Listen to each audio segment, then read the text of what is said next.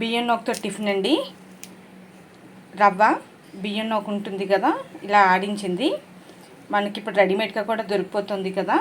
So బియ్యం నూక నేను కరెక్ట్గా గ్లాసుడు తీసుకున్నాను, లోటాడు తీసుకున్నాను ఎక్కువ మేము.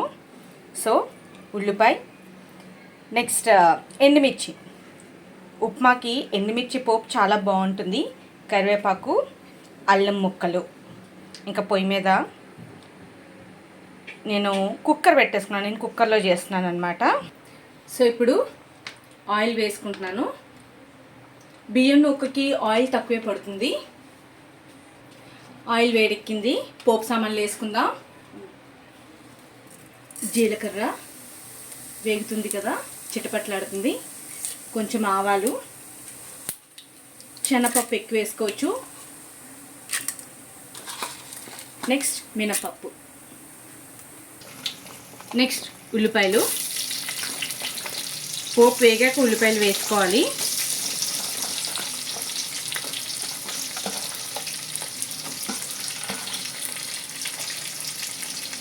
ఉల్లిపాయలు కొంచెం వేగాక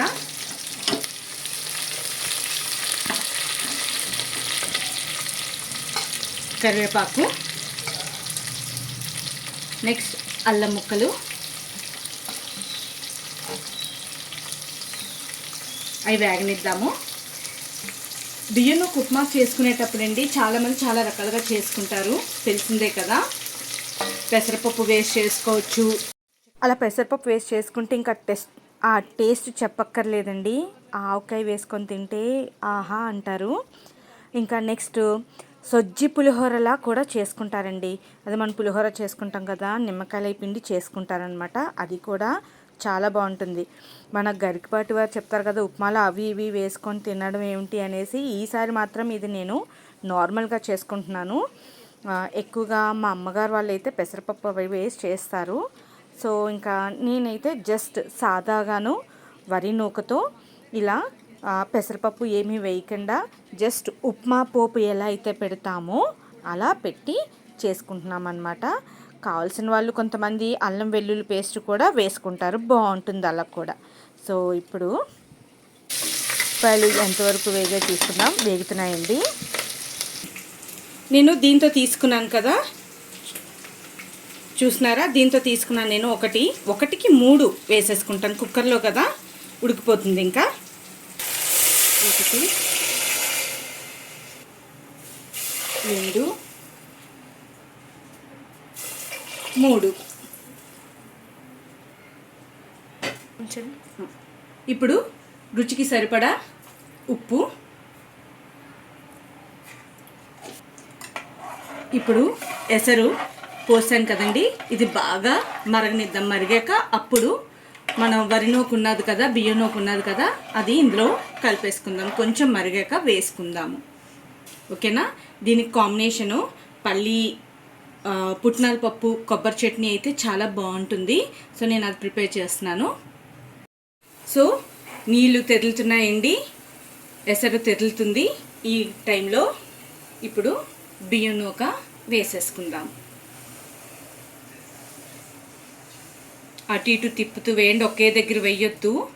అయితే బియ్యం నూక కాబట్టి మనం కలిపినప్పటికీ విడిపోతుంది అనుకోండి, ఉప్మా రవ్వలా కాదు.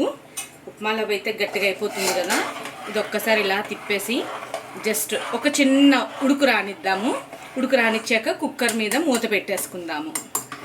అంటే ఇలాంటివి మార్నింగ్స్ టైంలోని మనం ఇలా కుక్కర్లో పెట్టేసుకున్నాం అనుకోండి, సింపుల్గా అయిపోతుంది అనమాట త్వరగా. ఉప్మా నూక కన్నా బియ్యం నూక కొంచెం హెల్దీ. అదేవిధంగా మనకి చెప్పాలంటే కుక్కర్లో ఇలా వండేసుకున్నాం అనుకోండి, త్వరగా అయిపోతుంది. బ్రేక్ఫాస్ట్ పిల్లలకి ఏదో అలా పెట్టేసి చక్కగా ఆవకాయ వేసే ఏదో ఇచ్చి మనం పెట్టి పంపించేయచ్చు అనమాట. మధ్యాహ్నం లంచ్కి కూడా మనకి ఇది ఒక్కోసారి పనిచేస్తుంది బాగాను. చూస్తున్నారు కదా, ఇలా కుతుకుతులాడుతుంది. సో ఇప్పుడు మూత పెట్టేసుకుందామండి, ఎందుకంటే దగ్గర పడుతుంది కదా. ఇప్పుడు ఈ టైంలోనే మనం కుక్కర్ మూత పెట్టేసి 3 విజిల్స్ అయితే సరిపోతుందండి.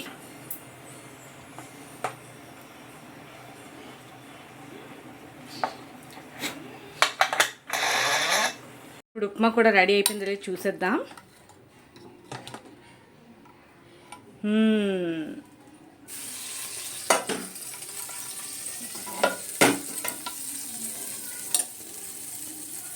చూసారా, ఉడికిపోయిందండి. అయిపోయింది. ఉప్మా ప్లేట్లో వేసేసుకున్నాను, సర్వింగ్. ఇక చట్నీ కూడా రెడీ అయిపోయింది కదా.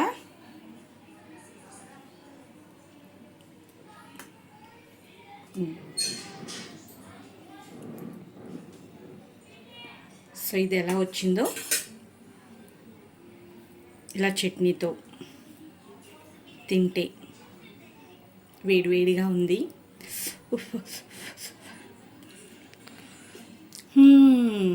యమ్మీ, చాలా బాగా వచ్చింది. కొంచెం స్పైసీగా చేశాను, పచ్చిమిరపకాయలు కారంగా ఉన్నది, బాగుంది. పచ్చిమిర్చి స్పైసీ అంటే ఏదో అనుకునేరండి, ఉప్మాలో కాదు చట్నీలో ఎక్కువ వేసాను. అలా చేసుకుంటే చాలా బాగుంటుంది అనేసి.